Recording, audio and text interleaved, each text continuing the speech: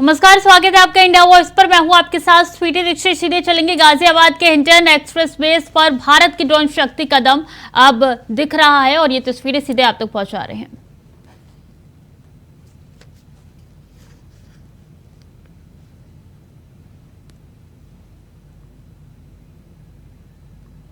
तो गाजियाबाद के हिंडन की तस्वीर है जहां ड्रोन की शक्ति कदम अब भारत दिखाता हुआ नजर आ रहा है। अब बता दें कि कई ऐसे ड्रोन हैं जिसको समर्पित करेंगे रक्षा मंत्री राजनाथ सिंह, और ये सीधी तस्वीरें आप तक पहुंचा रहे हैं जहां आज कार्यक्रम होना है और ये कार्यक्रम काफी ज्यादा महत्वपूर्ण है। रक्षा मंत्री राजनाथ सिंह की अगुवाई में आज समर्पित होगा यहाँ पे ड्रोन, और ऐसे में बता दें कि ये तस्वीरें काफी गौरवान्वित करने वाली है। रक्षा मंत्री राजनाथ सिंह आज यहाँ पे ड्रोन सौंपने वाले हैं वायुसेना को।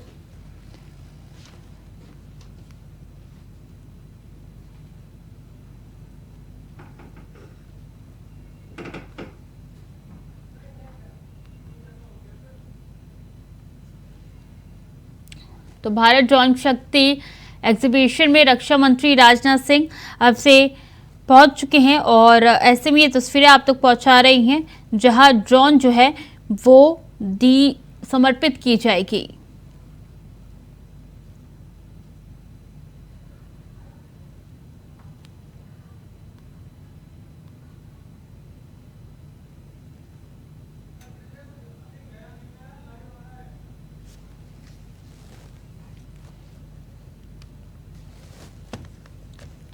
तो इंडियन एयरबेस पर भारत की ड्रोन शक्ति कदम अब दिखेगा और ये तस्वीरें जो है वो बताती है कि किस तरीके से यहाँ पे ड्रोन की शक्ति जो है वो देखने को मिल रही है। और यहाँ पे रक्षा मंत्री राजनाथ सिंह जो है समर्पित करेंगे वायुसेना को और इससे भारत की ताकत और ज़्यादा बढ़ेगी। जो भी मुकाबला होगा उसमें डटकर भारत मुकाबला कर सकता है और ऐसे कई दुश्मन हैं जिनको नेस्ते नाबूद भारत करने की तैयारी में है।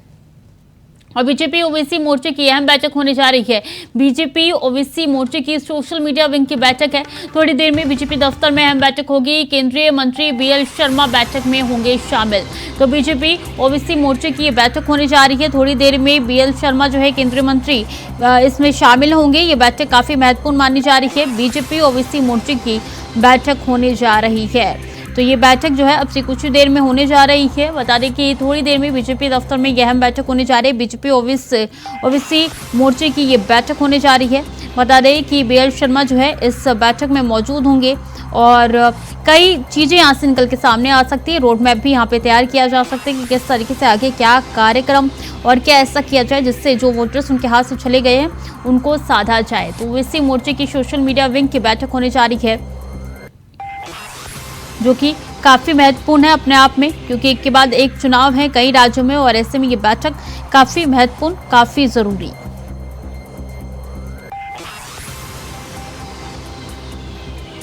तो ये बैठक जो है वो होने जा रही है बीजेपी ओबीसी मोर्चे की बैठक। बता दें कि अब यूपी को साधने का प्रयास जो है यहाँ से किया जाएगा और ये बैठक काफ़ी महत्वपूर्ण है और इसलिए ये बैठक जो है वो हो रही है। ओबीसी मोर्चे की बैठक होने जा रही है और इसी के साथ ये बैठक जो है इसमें केंद्रीय मंत्री बीएल वर्मा जो है वो मौजूद रहेंगे।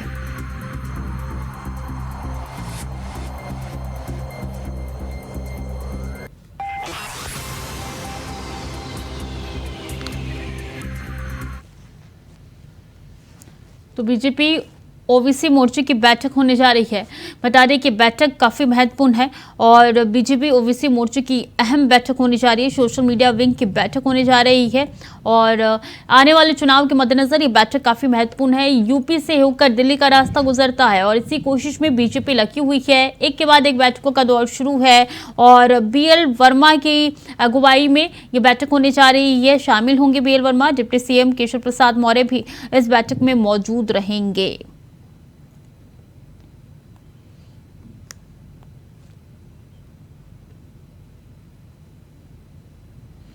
प्रियम पाठक ज्यादा जानकारी के साथ जुड़ चुके हैं। प्रियम, ये बैठक काफी महत्वपूर्ण माने जा रही है, शुरू हो चुकी है, शुरू होने वाली है, क्या जानकारी?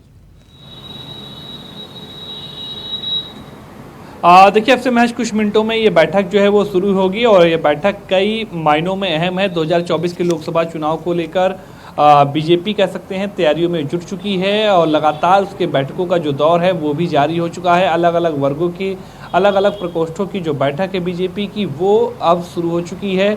हर वर्ग को साधने का प्रयास बीजेपी की तरफ से किया जा रहा है ताकि उसका फायदा आने वाले 2024 के लोकसभा चुनाव में पार्टी को मिल सके।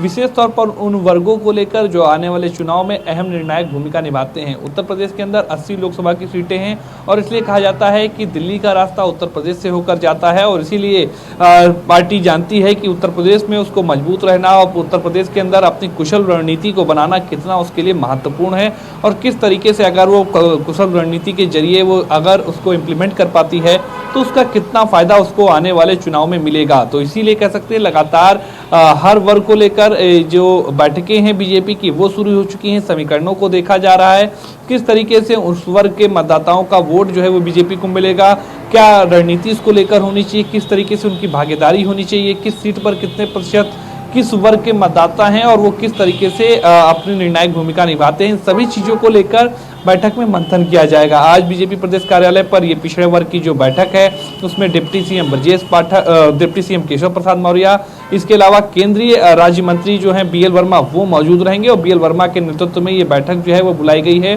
संगठन के अन्य पदाधिकारी भी जो हैं वो इस बैठक में मौजूद रहेंगे और इस बैठक के अंदर इस बात को लेकर चर्चा होगी कि 24 के चुनाव में पिछड़े वर्ग के मतदाताओं को कैसे लुभाया जाए। सरकार की जो अलग अलग योजनाएं रही हैं उन योजनाओं का पिछड़े वर्ग के लाभार्थियों को जिस तरीके से लाभ मिला है उस लाभ को उन तक पहुंचाया जाए और अन्य तक इस बात को मैसेज पहुंचाया जाए कि किस तरीके से पिछड़े वर्ग को लेकर सरकार सचेत है, किस तरीके से पिछड़े वर्ग को लेकर सरकार लगातार धरातल पे काम कर रही है। पिछले दिनों हमने देखा था जब संसद का विशेष सत्र प्रियम बुलाया गया था तो उसमें राहुल गांधी ने कई सवाल ओबीसी को लेकर खड़े किए थे और इस मायने में अब बीजेपी क्या नई ऐसी करने वाले जिससे ओबीसी वोटरों को साधा जाए? देखिए मैंने पहले बताया कि आज की जो बैठक होगी उसके अंदर इन्हीं चीजों को लेकर रणनीति बनेगी कि विपक्ष की तरफ से जो मुद्दे उठाए जा रहे हैं ओबीसी वर्ग को लेकर कि सरकार उनकी अनदेखी कर रही है, चाहे वो महिला आरक्षण में ओबीसी के लिए अलग से रिजर्वेशन की बात हो या फिर अन्य मसलों को लेकर बात हो, इन सभी चीजों को लेकर इस बैठक के अंदर चर्चा की जाएगी और किस तरीके से उसका जवाब देना है इसको लेकर मंथन किया जाएगा। पार्टी विपक्ष की जो पार्टियां हैं जो आरोप लगा रही हैं उसका किस तरीके से जवाब देना है और 2024 के चुनाव में किस तरीके से रणनीति रखनी है कि ओबीसी वर्ग के मतदाताओं का ज्यादा से ज्यादा समर्थन भारतीय जनता पार्टी को मिल सके। मौजूदा स्थिति की बात की जाए प्रियम तो कितनी पकड़ रखती है ओबीसी में बीजेपी?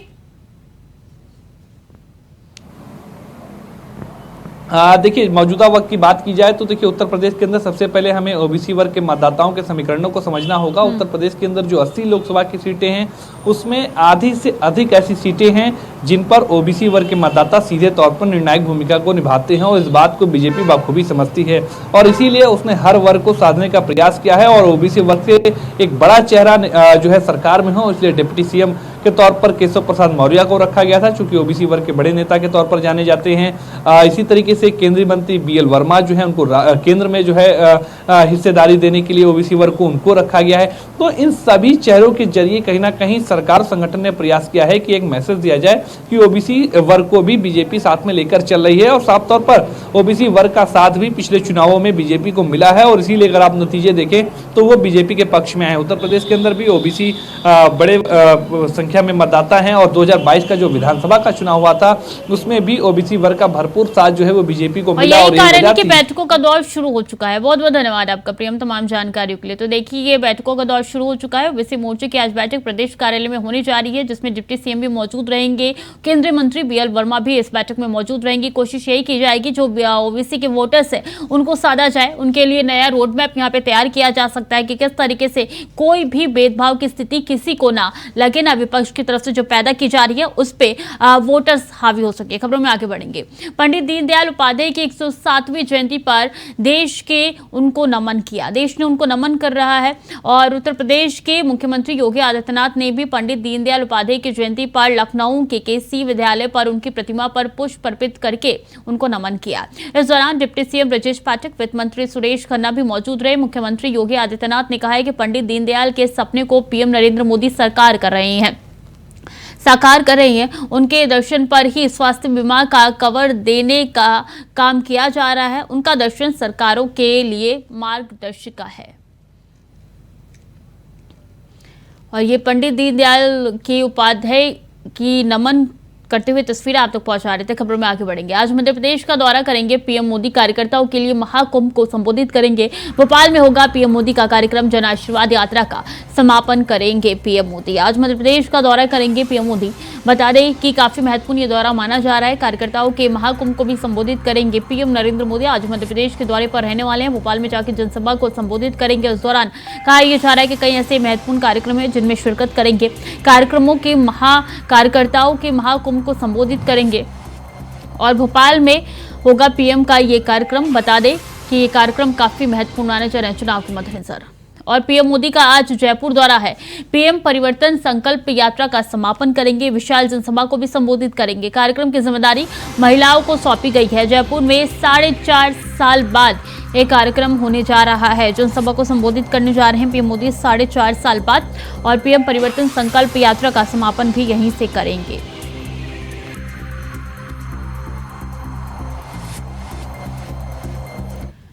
और मुख्तार अंसारी की बेल पर अहम सुनवाई होने जा रही है। इलाहाबाद हाईकोर्ट जमानत पर आज दे सकता है फैसला। गैंगस्टर केस में बेल पर सुनवाई करेगा हाईकोर्ट। 10 साल जेल में बिताने को बनाया है आधार। पिछले हफ्ते जमानत पर पूरी हो गई थी सुनवाई, तो मुख्तार अंसारी की बेल पर सुनवाई होने जा रही है। इलाहाबाद हाईकोर्ट जमानत पर आज दे सकता है फैसला। पिछले हफ्ते सुनवाई हो गई थी, आज फैसला आना है। और बता दें कि 10 साल से जेल में है मुख्तार अंसारी, उसी को आधार बनाया है और इस मामले में सुनवाई करेगा। तेलंगाना में कांग्रेस और एआईएमआईएम आमने सामने है, क्योंकि दोनों पार्टियां इस साल के अंत में होने वाले राज्य के आगामी विधानसभा चुनाव में जीत हासिल करने की कड़ी में मेहनत कर रही है। इस बीच एआईएमआईएम प्रमुख असरुद्दीन ओवैसी ने रविवार को कांग्रेस सांसद राहुल गांधी को आगामी लोकसभा चुनाव में वायनाड से नहीं बल्कि हैदराबाद से चुनाव लड़ने की चुनौती दी है। तो कांग्रेस के लोग बहुत बातें करेंगे, मैं तैयार हूं, मगर मैं तेलंगाना की आवाम से भी अपील कर रहा हूं कि याद रखो, सरजमीन हैदराबाद पर फसादात कांग्रेस की देन है।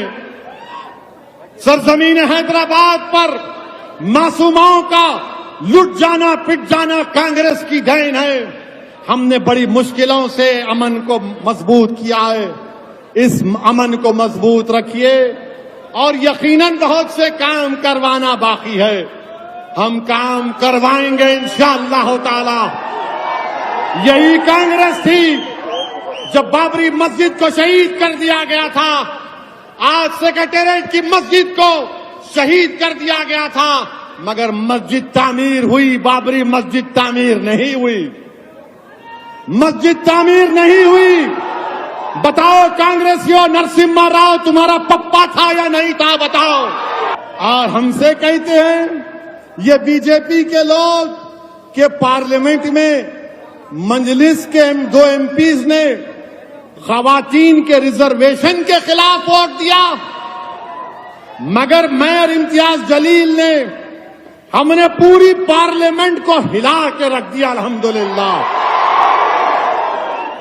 450 वोट पड़े खवातीन के तहफ्फुजात के लिए, 2 खिलाफ में पड़े। 2 स्पीकर साहब ने कहा ओवैसी साहब आप 2 हैं, आपके साथ कोई नहीं है। मैंने कहा मेरे साथ अल्लाह है, हमारे साथ अल्लाह है, हमारे साथ अल्लाह का हबीब है, हमारे साथ अहले दिल की दुआएं हैं। और ये बोलते हैं, मैंने बता दिया कि महिला खवातीन का रिजर्वेशन अगर होगा तो मुसलमानों को भी खवातीन को मिलना चाहिए, ओबीसी समाज की खवातीन को भी मिलना चाहिए। यहां पर सिकंदराबाद के एक एमपी ने कहा, रेड्डी गारू क्यों ओबीसी समाज के महिलाओं को रिजर्वेशन नहीं मिलना चाहिए? क्या मुनूर कापू, पद्माशाली, मुदिराज, गौड़, यादवा को नहीं मिलना चाहिए? क्या मुसलमान खवातीन को रिजर्वेशन नहीं मिलना चाहिए? मगर ये सब बोल रहे 450 एक तरफ, 2 एक तरफ। अरे दीवाने, दीवाने सुनो, हम हवा के साथ चलने वाले नहीं हैं, हम हवा के खिलाफ मुकाबला करने वाले हैं। और बिहार के पूर्व मुख्यमंत्री जीतन राम मांझी ने मुख्यमंत्री नीतीश कुमार पर तंज कसते हुए कहा कि अपने मुंह मियां मिट्ठू बनना अलग बात है, लेकिन अभी जो कार्यक्रम चल रहा है उसमें हम देख रहे हैं कि नीतीश कुमार संयोजक बनाने और प्रधानमंत्री उम्मीदवार बनाने की बात में खाली हाथ लौटे हैं। घमंडिया गठबंधन में बहुत तरीके के लोग हैं। ममता बनर्जी कुछ कहती है, केजरीवाल कांग्रेस पार्टी कुछ और ही कहते हैं। मिट्ठू बनना एक अलग बात है, हम कुछ भी कर सकते हैं, लेकिन जो अभी कार्यक्रम चल रहा है उस कार्यक्रम में हम यही देखते हैं कि चाहे पटना का मामला हो, बेंगलुरु का मामला हो, मुंबई का मामला हो, दिल्ली का मामला हो, हम समझते हैं कि नीतीश कुमार को कन्वेनर बनाना या प्राइम मिनिस्टर का कैंडिडेट बनाने की जो बात है उसमें खाली हाथ लौटे हैं। अब हम चाहें कुछ तो हमारे चाहने से नहीं होगा। वो जो गठबंधन है जिसको हम लोग घमंडिया गठबंधन कहते हैं, उस गठबंधन में बहुत तरह के लोग आते हैं। ममता जी कुछ कह रही हैं, केजरीवाल कुछ कहते हैं, कांग्रेस के लोग कुछ कहते हैं। नरेंद्र मोदी ऐसा सशक्त दूल्हा है जो देश नहीं विदेश में भी, आर्थिक जगत में ही नहीं विज्ञान के जगत में भी अपना झंडा गाड़ा है। आज चंद्रमा पर हम रोडर को चलाने का प्रयास कर रहे हैं। आज 15 लाख किलोमीटर की दूरी से सूर्य को परखने की कोशिश कर रहे हैं। जहां हमारा अर्थव्यवस्था 12-13 पर था, आज हम तीसरा चौथा में जा रहे हैं। जो राष्ट्राध्यक्ष आज हमारा है उसको दूसरा राष्ट्राध्यक्ष पैर छू के प्रणाम किया है।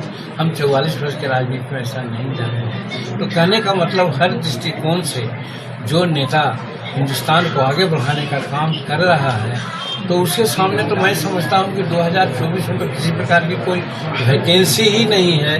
तो फिर कोई मुंह मियां मिट्ठू बन करके कुछ बना ले कर ले। और रायबरेली में तेज रफ्तार का कहर एक बार फिर से देखने को मिला है। ताजा मामला मेल एरिया थाना क्षेत्र के मलिक मऊ चौराहे से आया है, जहां तेज रफ्तार कार और ट्रैक्टर में जोरदार भिड़ंत हो गई है। आधा दर्जन लोग गंभीर घायल हो गए हैं। वहीं सूचना पर मौके पर पहुंची पुलिस ने घायलों को अस्पताल पहुंचाया, जिसमें कार में सवार 5 लोग और ट्रैक्टर ड्राइवर की हालत गंभीर बताई जा रही है। ये घटना हुई है, कैसे क्या हुआ था? मैं यहाँ से जा रहा था तो देखा एक कार और ट्रैक्टर आपस में भिड़ गए थे। हाँ। 5 लोग इसमें घायल हैं जी। जो कार चालक थे वो भाग गए हैं। हाँ। और घायलों को ले जाया गया है हॉस्पिटल के लिए। अच्छा, ठीक जी। और धनबाद के टॉप चांची में NCPL नामक कंपनी रेलवे ओवरब्रिज बना रही है। इस कंपनी के कॉन्ट्रैक्टर से करोड़ों रुपए की रंगदारी की मांग करने वाले धनबाद के एक संगठित गिरोह के 3 आरोपियों को धनबाद में पुलिस ने धर दबोचा। पकड़े गए अपराधियों के पास से पुलिस ने एक पिस्टल, 3 सिक्सर, 3 कट्टा और भारी मात्रा में कारतूस के अलावा एक पल्सर बाइक भी जब्त की है।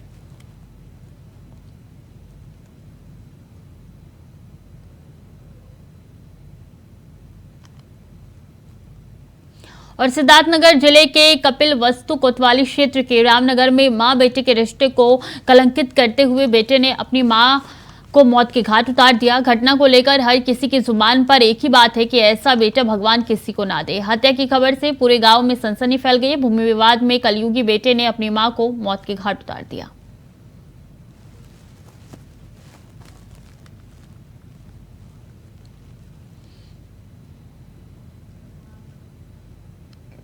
और बता दें कि अगली खबर बदायूं से है। लोकसभा चुनाव की तैयारियों को लेकर सभी दल अपनी अपनी तैयारियों में जुटी हुई है। समाजवादी पार्टी के वरिष्ठ नेता और पूर्व सांसद धर्मेंद्र यादव इन दिनों बदायूं लोकसभा क्षेत्र में डेरा डाले हुए। धर्मेंद्र यादव लगातार बूथ स्तर के पदाधिकारियों से संवाद कर लोकसभा चुनाव से पहले कार्यकर्ताओं को आश्वस्त करते हुए नजर आ रही हैं।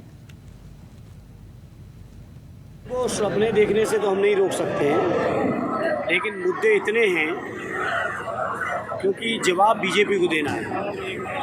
14 के घोषणा पत्र का, 19 के घोषणा पत्र का, 17 और 22 के घोषणा पत्र का जवाब बीजेपी के लोगों को देना है। आज देश और प्रदेश और सैसवान और बदायूं का नौजवान पूछ रहे हैं कि कहाँ गए उनके 2 करोड़ रोजगार। यहाँ के किसान पूछ रहे हैं कहाँ गई उनकी दूनी आमदनी। यहाँ के आम जन पूछ रहा है कहाँ गई महंगाई की मार जो कम करने का वादा हुआ था।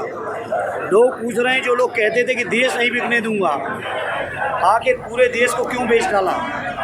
लोग जानना चाहते हैं आखिर स्विस बैंक का पैसा कब आया और कब कहाँ गया।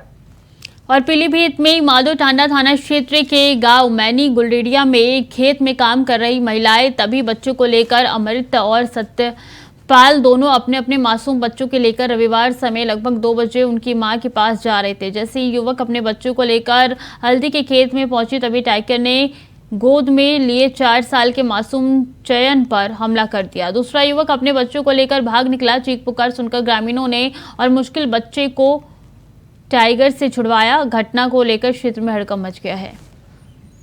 ये बच्चा मैनी गुलड़िया जो कि माधो टांडा क्षेत्र में पड़ता है, ये जंगल किनारे कोई गांव है, वहाँ से आया था लगभग 4 साल का। और उनके परिजनों का बताना था कि ये जो है टाइगर ने बाइट किया है, तो उसको पकड़ के झपट्टा मार के ले जा रहा था। लेकिन वहाँ पे परिवार के अन्य जन मौजूद थे, उन्होंने उसको छुड़ा लिया और उसके जो भी घाव वगैरह थे तो उसका उपचार करके हमने उसको जिला अस्पताल के लिए रेफर कर दिया।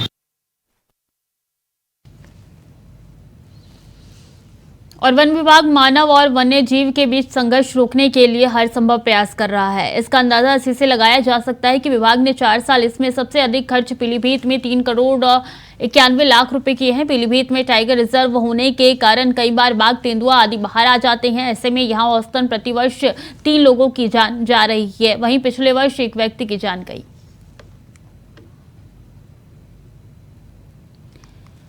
तो पीलीभीत में वन्यजीव संघर्ष को रोकने के लिए 3.91 करोड़ रुपए खर्च किए गए हैं और ऐसे में यहाँ पे प्रशासन लगातार काम कर रही है। संघर्ष को रोकने के लिए विभाग लगातार संघर्ष को रोकने के लिए प्रयासरत है। वन्यजीव संघर्ष को रोकने के लिए कई पैसे भी खर्च किए गए हैं।